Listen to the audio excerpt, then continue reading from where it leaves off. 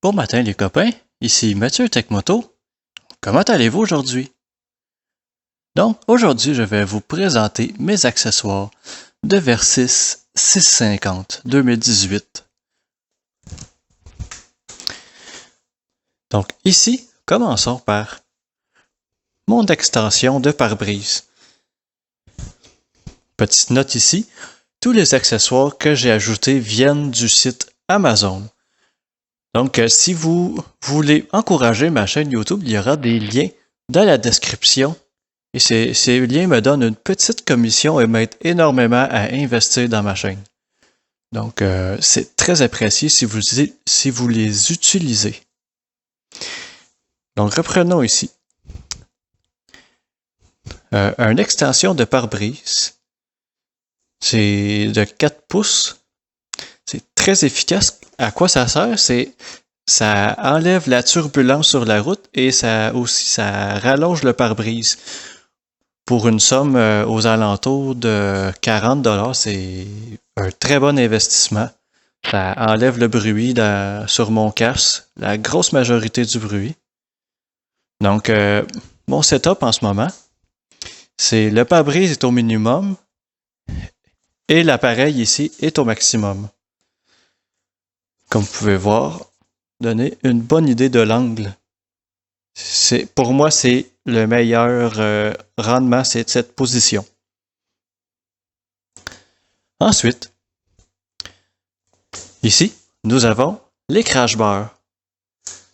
Donc, ils viennent en deux parties. Vous pouvez soit commander le haut, soit le bas, soit les deux. Là, dans mon cas, j'ai commandé les deux. Donc, la partie du haut protège les carénages et ça permet aussi d'attacher des lumières. On va y arriver, ça ne sera pas très long. Donc, la section du bas, c'est très solide. Ça ne bouge pas du tout. Donc, les points d'attache, ça tient ici sur le cadre. Je vais mettre la lumière et voilà, on va mieux voir. Ça tient sur le cadre dans le bas. Ces crash bars ont un défaut, c'est pour ça que le prix est plus bas, est le plus bas du marché.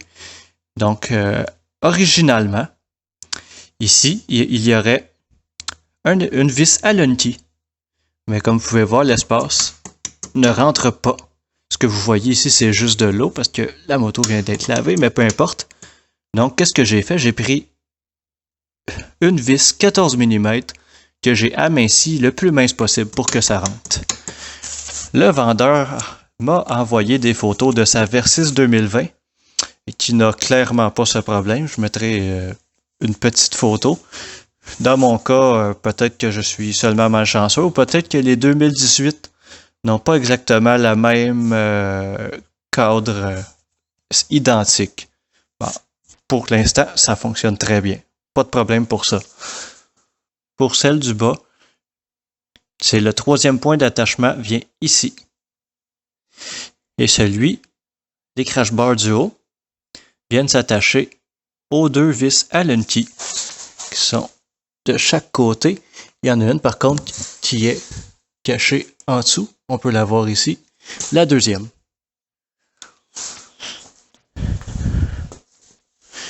Ici, on a des lumières auxiliaires. Je vais devoir démarrer le moteur.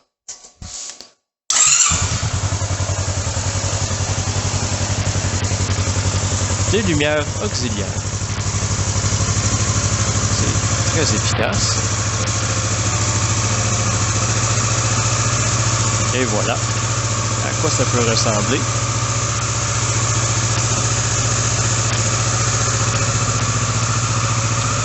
Donc je mettrai tous les liens seront dans la description.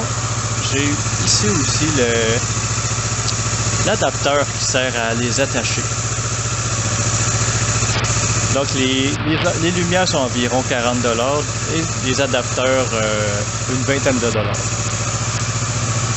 Bon, un article que je ne recommande pas du tout. Ce sont ces petites lumières vertes. Vous pouvez les voir ici, ça clignote. Donc à éviter. Les petites lumières vertes, c'est bien beau, mais c'est pas durable.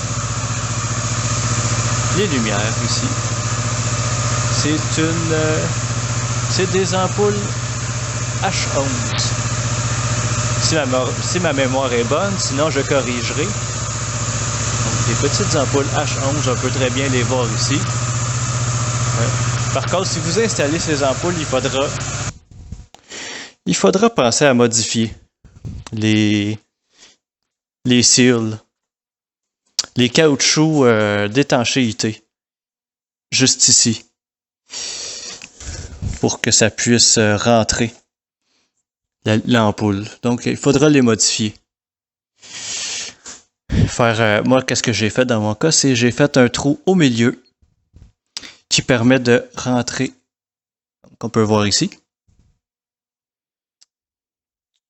Donc ça, c'est pour les ampoules OLED.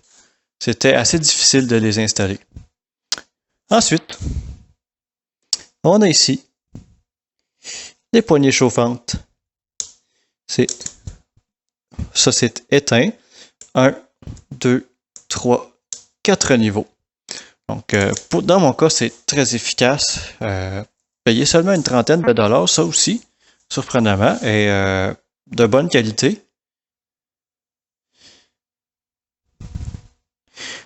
Et donc, ils viennent avec une petite boîte ici. Je vous recommande de les installer sur un accessoire qui fonctionne avec la clé. Comme ça, si jamais vous oubliez les poignées chauffantes, vous ne resterez pas pris avec une batterie morte. Non, juste ici. Je vais tourner le guidon.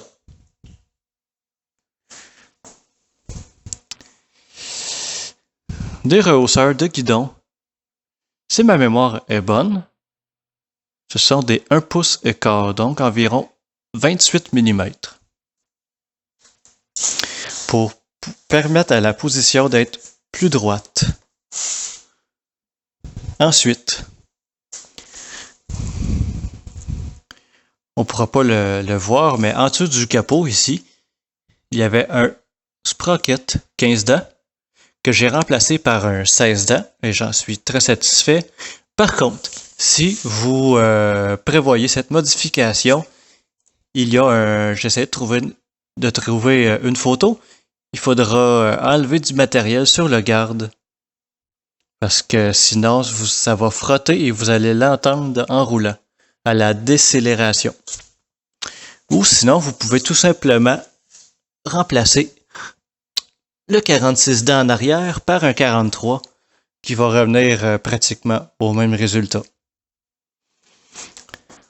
J'ai les valises originales Kawasaki.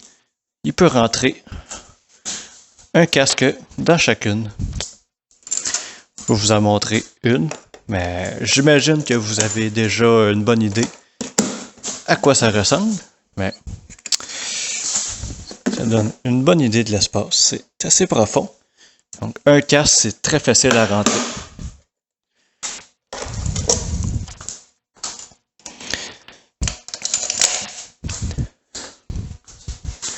Donc, ici, ça, c'est une fabrication. C'est une barre GPS.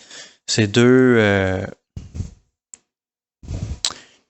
j'ai 2 lanières d'acier reliées avec un tube d'aluminium peinturé noir. Bien sûr, il y aura un lien dans la description AliExpress pour une vraie barre GPS pour la Versys 650, mais beaucoup plus beau. Mais dans mon cas, je ferai de mise à jour. J'ai beaucoup d'accessoires encore en route. Donc, ici, j'ai le support à cellulaire. Donc, c'est très efficace. Je filme ma clé cellulaire, donc je ne peux pas le mettre à l'intérieur, mais vous mettez le cellulaire ici et puis ça se referme. C'est très solide. Aucun problème dans mon cas. Ensuite, pour une vingtaine de dollars, ici, c'est une extension de béquille latérale. Donc, vous pouvez voir, ici, on a la grandeur originale et ça grandit au moins le double de la grandeur originale. Donc, c'est très pratique dans le gazon. Ça fait une grosse différence et ça empêche la moto de caler. Donc, je recommande ce produit.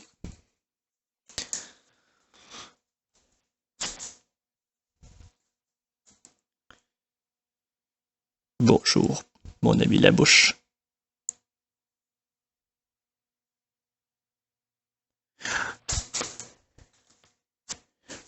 Donc, les ressorts sont d'origine.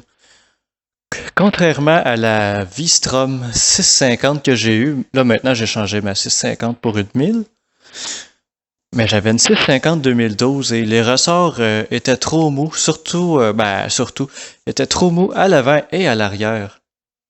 Donc il a fallu que je change les deux ressorts avant et arrière de ma V-Strom 650. Dans le cas de la Versys, les ressorts, beaucoup se plaignent que les ressorts sont trop durs d'origine, mais selon moi, ils sont parfaits. Donc, le ressort arrière est très dur.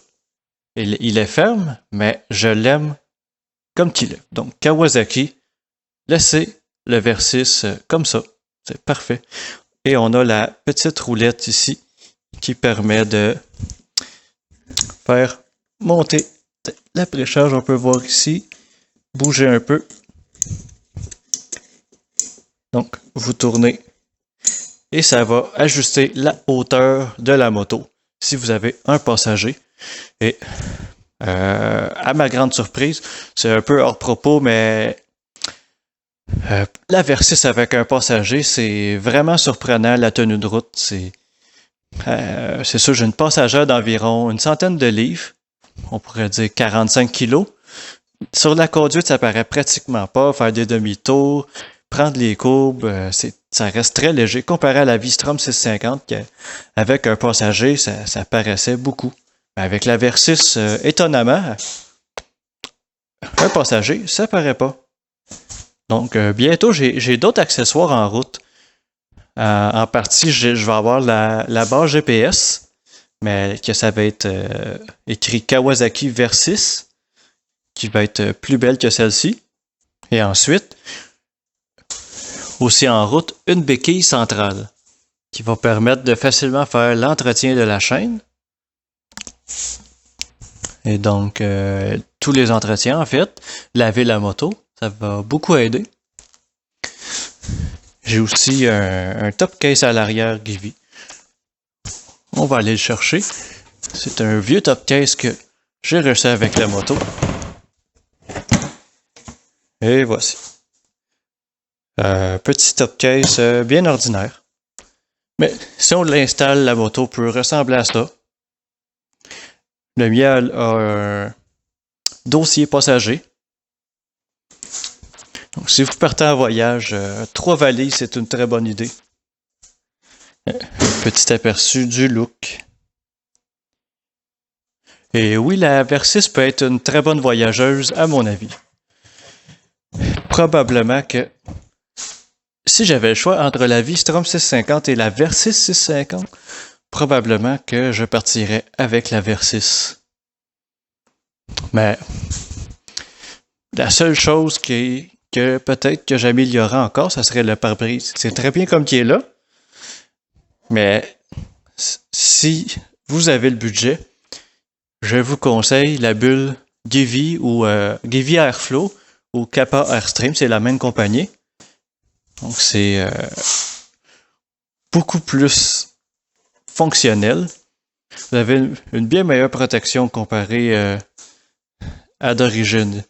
Le Givi Airflow il est disponible pour le Versys. Je pourrais aussi mettre un lien si ça vous intéresse. Mais Givi Airflow, c'est sur le V-Strom. C'est impressionnant. C'est pratiquement aucun bruit de vent.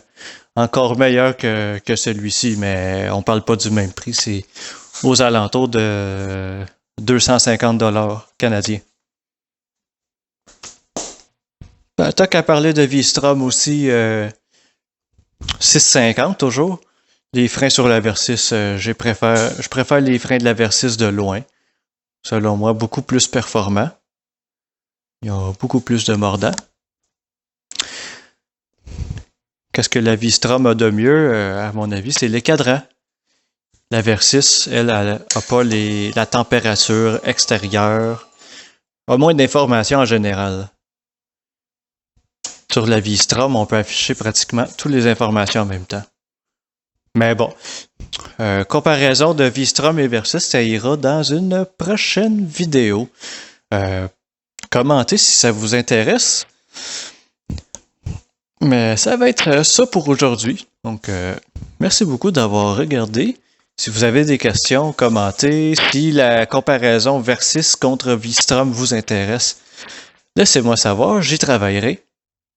Donc, je vous souhaite une soirée très juteuse. Au revoir.